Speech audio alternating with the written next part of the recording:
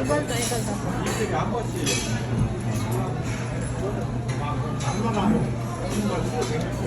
더.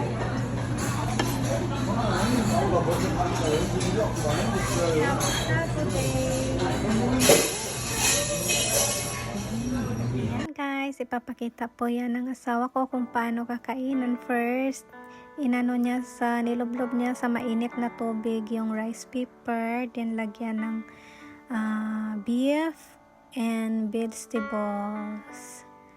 Ayan. Tas mga fresh vegetables, meron din. Tas after niya, lagyan po ng sauce. Bali yung sauce niya is mix po yung anghang at tamis. Kaya masarap po siya guys. Then after i-roll siya, ang init yan guys. O sige, yum yum.